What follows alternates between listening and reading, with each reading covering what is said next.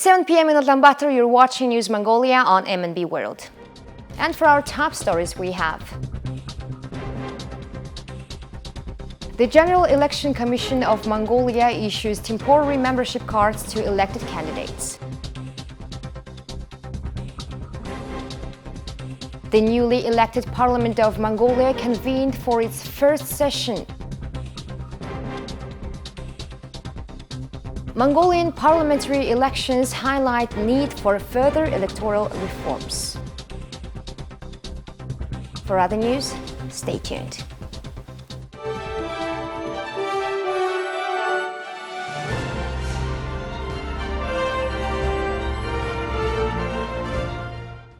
On July 1st, the General Election Commission issued temporary membership cards to the candidates who won in the 2024 parliamentary elections. Chairman of the General Election Commission, Bilgirnarang, highlighted the successful execution of the regular parliamentary elections held on June 28th, which saw a voter turnout of 69.85%.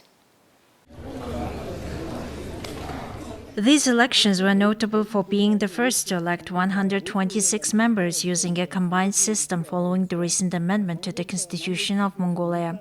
This approach represented a significant shift in the election process's organizational and legal landscape. Chairman of the General Election Commission, Bilgirnarang, stated that the elections were conducted in full compliance with the Constitution, the law on Parliament, and other relevant laws and regulations. On June 30th, the GEC convened to review the voting results. According to Article 75.5 of the Law on Parliamentary Elections, the GEC confirmed the election of 78 candidates who received the most votes in their respective constituencies and 48 elected members from the list based on party election results. This is the first time Mongolia is electing 126 members of parliament following the adoption of the new law. Social insurance reforms were made. They require some modification and improvements, so we will work on that. We will be the opposition power and voice of the people in case the ruling party fails in its duty. We'll work on policies to make economic development and export income more accessible to all parts of society. The fight against corruption is the utmost priority. We need better solutions to prevent it from occurring. Our party's ideology is based upon green development. In addition, we'll pay special attention to promoting gender equality and supporting women's development. These 78 elected members have been issued with temporary ID cards marking their formal selection as members of parliament. The issuance of these temporary membership cards signifies the official recognition of the elected candidates and their forthcoming roles in the legislative process. The 2024 parliamentary elections took place on June 28th, marking a historic event as 126 members were elected for the first time under the newly amended Constitution of Mongolia. Today, the first session of the new parliament convened. MNB World special reporter Salonga Irchitbatar has the details. In a ceremony held at Government Palace, new members of the Mongolian parliament were sworn in alphabetically from 10 a.m. The event was witnessed by a distinguished delegation of diplomatic missions in Mongolia, underscoring the international interest in the nation's democratic process. A robust media presence highlighted the significance of the 2024 parliamentary elections, with 36 journalists and reporters from 15 renowned foreign and international agencies covering the proceedings. This extensive coverage reflects the global interest in Mongolia's political landscape. The first session of the newly elected parliament was opened by the President of Mongolia, who addressed the assembly with a poignant speech emphasizing the importance of their roles at this pivotal time. The 2024 parliamentary elections were notable for their inclusivity, featuring candidates from 21 parties and coalitions alongside 42 independent candidates. The elections encompass 13 constituencies across various provinces and districts, with approximately 2.2 million eligible voters participating in the democratic process. As the newly elected members take their oaths, Mongolia stands on the brink of a new political era with the eyes of the world watching closely. On June 29th, the Organization for Security and Cooperation in Europe's Election Observation Mission issued its preliminary statements on findings and conclusions. The international observers concluded that Mongolia's parliamentary elections were well run, but marked by the ruling party's advantage, and several fundamental rights encountered limitations.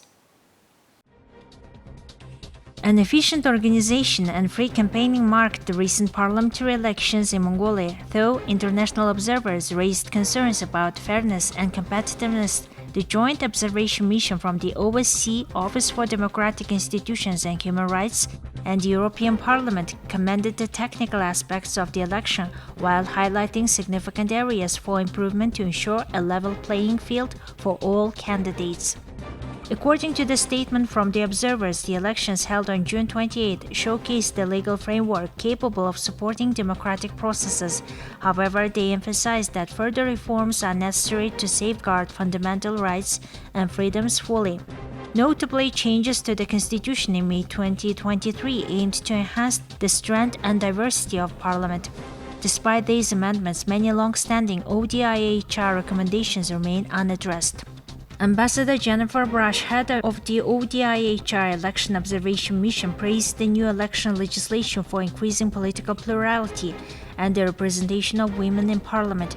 However, she also expressed hope that the new parliament would address the ongoing deterioration of freedom of speech and the media. The election offered voters multiple political choices, but established parties had a distinct advantage, partly due to their ability to campaign extensively across the country during the short campaign period. A law requiring candidates to align their election programs with specific government policies also limited freedom of expression and opinion. The campaign period saw a single violent incident resulting in the death of Orhanga Province's Democratic Party head, which is currently under investigation. Approximately 2.2 million citizens were registered to cast their ballot in the elections. According to the preliminary report, the GEC's work was professional and transparent, earning stakeholder trust. It conducted a comprehensive voter information campaign ahead of the elections, contributing to a calm election day across the country. However, observers noted that the layout of polling stations and overcrowding in some areas compromised the secrecy of the vote. Tomasz Zdechovsky, head of the EP delegation, highlighted the strong commitment of older voters to participate, contrasting with the lower engagement among younger voters. This demographic discrepancy underscores the need for greater political outreach to younger voters who hold the future of Mongolia in their hands. Zdechovsky also noted that the technological advancements in Mongolia's electoral process contributed to transparency and efficiency. Mongolia's diverse media landscape provided extensive coverage of the election, but the lack of in-depth news coverage and analytical reporting hindered voters' ability to make fully informed choices. While the Constitution guarantees freedom of expression, current legislation against the dissemination of false information is being used to prosecute journalists, leading to widespread self-censorship. The International Election Observation Mission was a collaborative effort between the OSCE, Office for Democratic Institutions and Human Rights, and the European Parliament, comprising 199 observers from 30 countries, including 186 ODIHR deployed experts and observers and 13 from the European Parliament. And here are the currency exchange rates provided by Mongol Bank.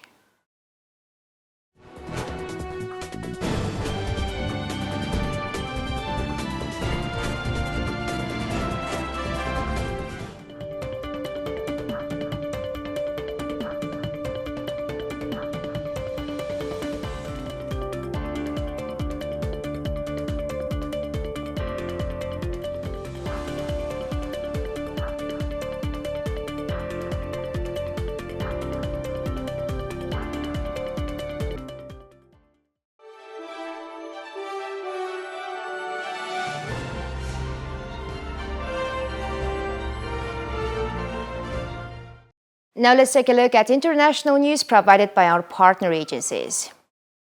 The Israeli military claimed it had destroyed a kilometer-long tunnel in Gaza Strip on Monday. The military said in a statement that the tunnel included branches which were used by terrorists to move between different locations underground. The army added that troops operating in central Gaza Strip over the past few months eliminated approximately 100 terrorists and destroyed more than 100 terrorist structures, weapons storage facilities, observation posts, launch pits, and underground tunnel routes. Hamas has acknowledged building hundreds of kilometers of tunnels across Gaza. One of the main objectives of the Israeli offensive has been to destroy that network, which it says is used by Hamas to move fighters, weapons, and supplies throughout the territory. It accuses Hamas of using civilians as human shields and has exposed many tunnels running near hospitals, mosques, schools, and UN facilities. Israel launched the war after Hamas' October 7th attack, in which militants stormed into southern Israel, killed some 1,200 people, mostly civilians, and abducted about 250. Since then, Israeli ground offensives and bombardments have killed more than 37,700 people in Gaza, according to the territory's health ministry, which does not distinguish between combatants and civilians in its count. The war has largely cut off the flow of food, medicine, and basic goods to Gaza, and people there are now totally dependent on aid.